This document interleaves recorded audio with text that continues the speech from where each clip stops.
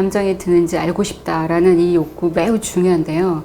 내가 어떤 감정이 드는지 모른다라는 것은 알고 싶다라고 얘기해도 다르지 않습니다.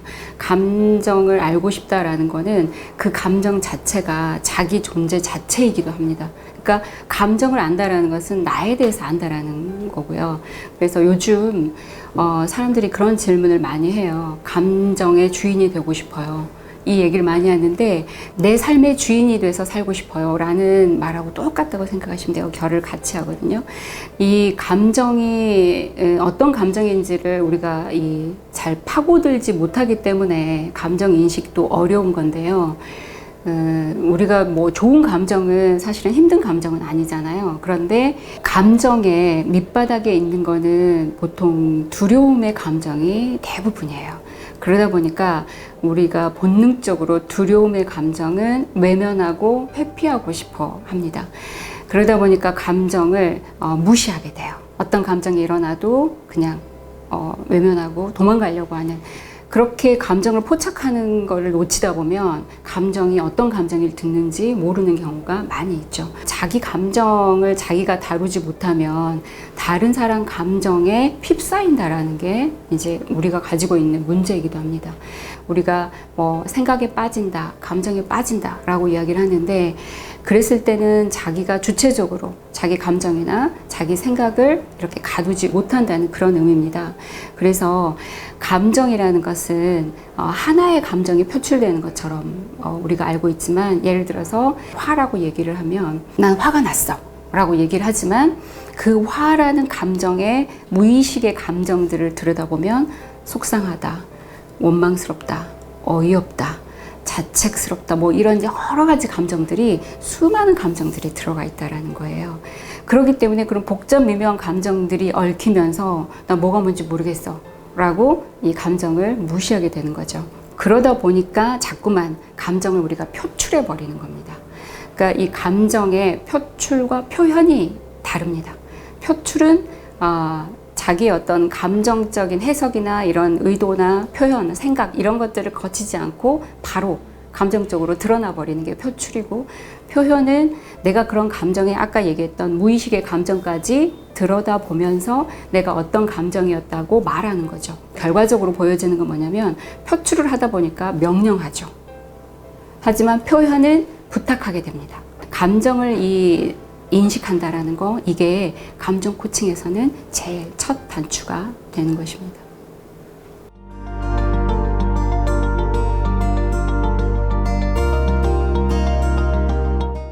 부정적인 감정을 피하고 싶다라고 우리가 생각하는 거는 우리의 문화나 교육 환경이 옳고 그름, 그리고 착함과 선함, 이런 이분법적 사고에 우리가 학습되어 있기 때문에 부정적인 감정이 나쁜 감정이다라는 생각을 자연스럽게 하게 되는 것입니다.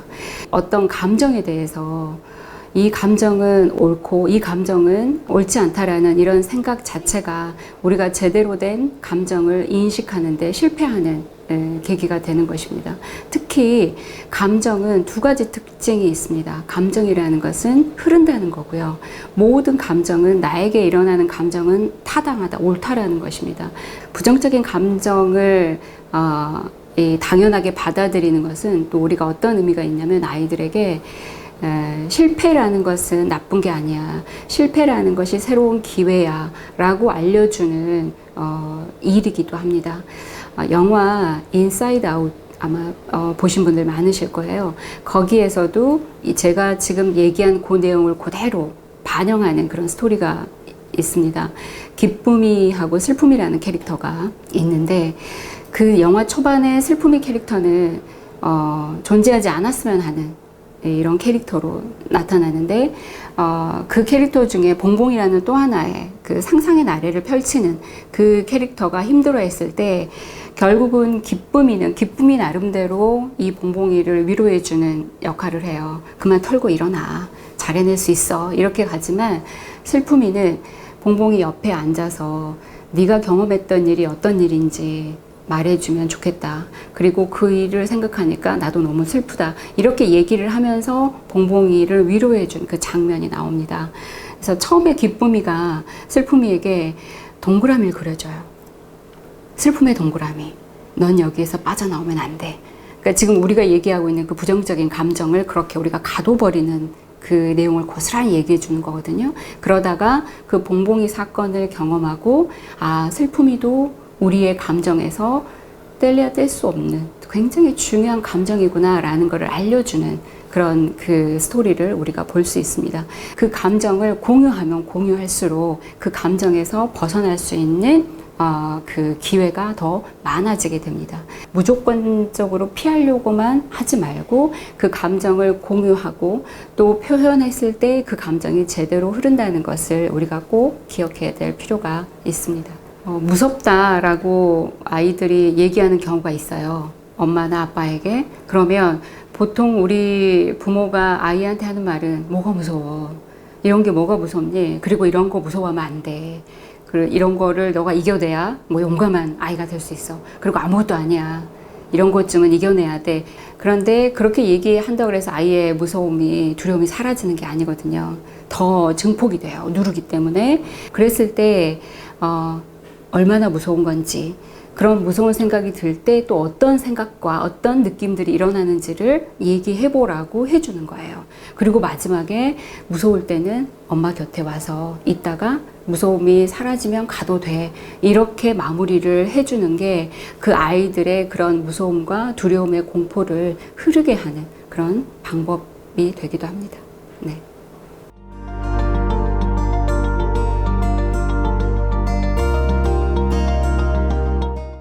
감정이 하나의 감정이 아니라 여러 가지 감정이 있다는 것을 먼저 아는 것이고요. 요즘 보면은 그 감정 카드라고 해가지고 감정의 낱낱이 이 감정들을 표현해주는 그런 낱말 카드처럼 나와 있는 것들도 요즘 뭐 서점에 가면 많이 있어요.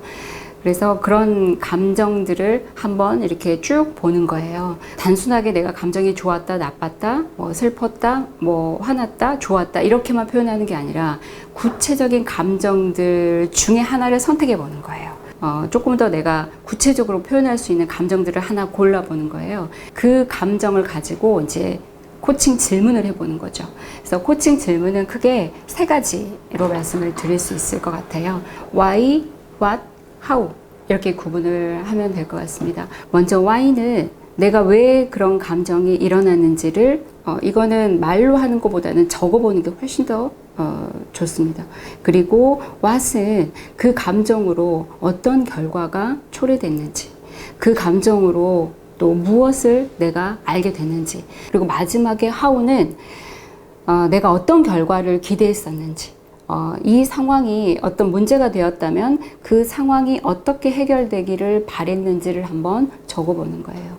지금 이 코칭 질문의 핵심은 뭐냐면요. 감정 다루기라고 보시면 되는데, 감정 다루기에서의 그 중요성은 우리가 보통 사실하고 진실을 구별하지 못하는 경우가 있다는 것을 알기 위한 작업이에요.